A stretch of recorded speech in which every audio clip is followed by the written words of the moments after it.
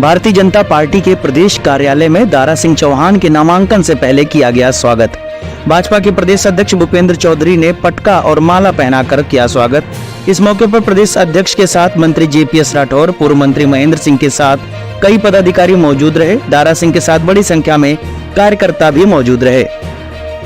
वहीं अयोध्या राम मंदिर प्राण प्रतिष्ठा से पहले लखनऊ के सभी मुख्य चौराहों पर लगाया जा रहा है प्रभु श्री राम का कटआउट। सभी चौराहों पर लाउड स्पीकर के माध्यम से बजाई जा रही है रामधुन।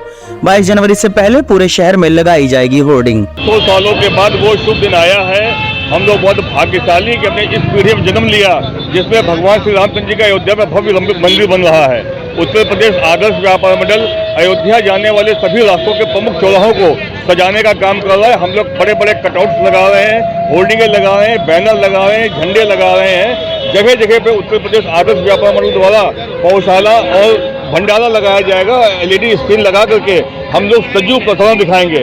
उत्तर प्रदेश आदर्श व्यापार मंडल के तत्वाधान में पूरे प्रदेश में व्यापारी दिवाली मनाएंगे, होली मनाएंगे। ये वास्तव में बहुत बड़ा दिन आ गया हम लोगों के जीवन में। आज पूरे प्रदेश को, पूरे देश को राममय करने का अवसर है। आदर्श व्यापार मंडल ने राजधानी से इसकी शुरुआत की है। देशवासियों से क्या अपील करेंगे 22 जनवरी को लेकर? 22 जनवरी को सभी लोग अपने अपने घरों में सभी व्यापारी दीपक जलाएं, अपनी दुकानों पर दीपक जलाएं, बाजारों को सजाएं, रामधुन बजाएं, राम के भजन बजाएं। और उत्तर प्रदेश आदर्श व्यापार मंडल सभी के लिए पूरी प्रार्थना करेगा। सभी लोग आगे बढ़कर के काम करें और हम लोग जो है राम जी के मस्ती में रंग जाए, रामधुन के साथ हम सब लोग सदाबहार हो जाए। इसी के साथ आपको बताना चाहेंगे कि पसमानदा मुस्लिम समाज के राष्ट्रीय अध्यक्ष और पूर्व मंत्री अनीस मंसूरी ने कहा कि अल्पसंख्यक कार्य मंत्रालय भारत सरकार और हज कमेटी ऑफ इंडिया के सुनियोजित कुप्रबंध के चलते हज 2023 की तरह इस साल भी हज बहुत दुश्वारी भरा होने वाला है। अनीस मंसूरी ने अपने कार्यालय में आयोजित पत्रकार वार्ता में कहा कि इस वर्ष प्रदेश के मात्र 20,500 लोग हज आवेदन कर सके हैं। इस प्रेस कॉन्फ्रेंस का मतलब ये है कि जिस तरीके से उत्तर प्रदेश के अंदर ही नहीं, उत्तर प्रदेश के तमाम अन्य राज्यों में पिछले वर्ष की भांति जिस तरीके से हज कमेटी ऑफ इंडिया और उत्तर प्रदेश हज कमेटी के ज़रिए बद इंतज़ामी के माहौल में तमाम जाने वाले हमारे हुज्जाज, हमारे बहुत सारे बुजुर्ग हाजी, इन सब लोगों को तमाम दुश्वारियों का सामना करना पड़ता है। ऐसे में जिस तरीके से जो हज कमेटी ऑफ इंडिया ने जो टारगेट दिया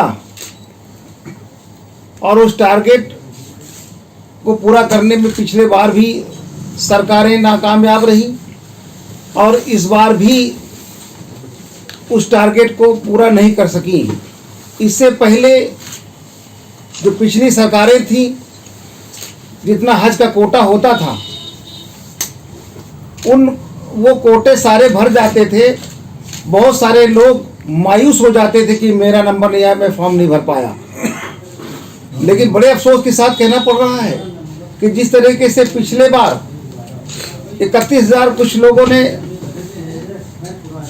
फॉर्म भरा और उसमें से लगभग 24,000 तकरीबन कुछ लोग हज पे गए और 2,000 ऐसे लोग थे जो हज का फॉर्म भरने के बाद भी वो नहीं जा सके। सरकार की टर्म्स ऑफ कंडीशन की वजह से वो शर्तों को फुलफिल नहीं कर पाए। 2 से 2,500 लोग पिछले साल वंचित रह गए। इस बार जिस तरीके से हज कमेटी ऑफ इंडिया ने इतने शॉर्ट टाइम में वक्त दिया फॉर्म भरने का, एक तो गाइडलाइन बहुत देर से, दूसरी जब फॉर्म भरने की बात आई तो बहुत कम वक्त दिया। उसके बाद हम लोगों ने आपके माध्यम से, प्रेस कॉन्फ्रेंस के माध्यम से जब आवाज़ उठाई तो माननीय प्रधानमंत्री जी को मैंने खत लिखा और उस खत के माध्यम से वक्त बढ़ा। लेकिन जो वक्त बढ़ा, इस दरमियान कार्यालय में सर्वर डाउन, तमाम परेशानियां कर्मचारियों ने, अब किसके इशारे पे ये सारी बदमाशियां हो रही थी, हाजियों को परेशान किया जा रहा था, ये आप सब लोग जानते हैं कि आए दिन सर्वर डाउन है, सर्वर ठप हो गया और तमाम उत्तर प्रदेश के कोने कोने से लोग आ करके और परेशान होते हैं, अपने फॉर्म को नहीं भर पाए।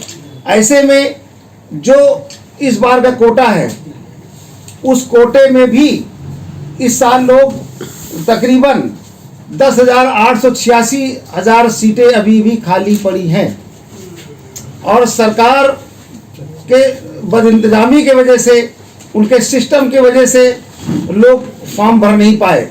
इसलिए हम सरकार से ये अनुरोध करते हैं कि सरकार पुनः एक बार फिर हाजियों के लिए फॉर्म भरने का वक्त बढ़ाए, ताकि जो बेचारे हमारे पसमानदा तबके के जो लोग गांव से आकर के परेशान होकर भटक रहे हैं, इनका भटकना बंद हो जाए।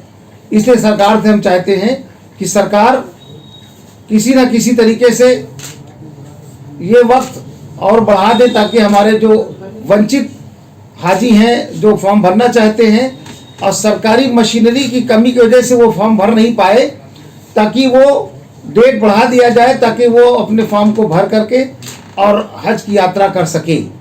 ये बात कही जा रही है कि जिस तरीके से इस बार 31,180 का कोटा था और 26,000 लोग पिछले बार 786 लोगों ने आवेदन किया, 24,872 लोग हज करने गए। इस साल 2024 में मात्र 20,500 लोगों ने आवेदन किया। पिछले वर्ष मिले कोटे को देखते हुए 10,680 सीटें अभी खाली रह जा रही हैं। इसलिए मैं चाहता हूं कि तमाम हज यात्रा में जाने वाले लोगों की दुश्वारियों को मद्देनज़र सरकार अपना वक्त बढ़ाए और जो हमारे हाजी हजरात हैं वो जा सके। और ये दिक्कत कोई उत्तर प्रदेश में नहीं है, ये दिक्कत महाराष्ट्र में है। वहाँ पर भी 27,500 फॉर्म भरे गए और केरल में भी 25,200 फॉर्म भरे गए और उसके साथ साथ गुजरात में 20,700 फॉर्म भरे गए और कर्नाटक में 14,000 फॉर्म भरे गए, तेलंगाना में 11,500 फॉर्म भरे गए, दिल्ली में मात्र 250 फॉर्म भरे गए, राजस्थान में 4,117 फॉर्म भरे गए। इसकी एकमात्र वजह की है अल्पसंख्यक मंत्रालय और हज कमेटी की तमाम गड़बड़ियों की वजह से। क्योंकि जो हज कमेटी ऑफ इंडिया के पोर्टल से ना करके इन्होंने जो NIC पोर्टल यूज़ किया है, इसमें तमाम सारी परेशानियां हैं। NIC पोर्टल की वजह से हज यात्रियों को तमाम दुश्वारियों का सामना करना पड़ रहा है। इसलिए हम चाहते हैं जो आखिरी तारीख 15 जनवरी जो पूरी हो चुकी है, हम चाहते हैं कि इसका वक्त और बढ़ाया जाए और जो सरकारी सिस्टम है, मशीनरी सिस्टम है, उस सिस्टम को दूर किया जाए।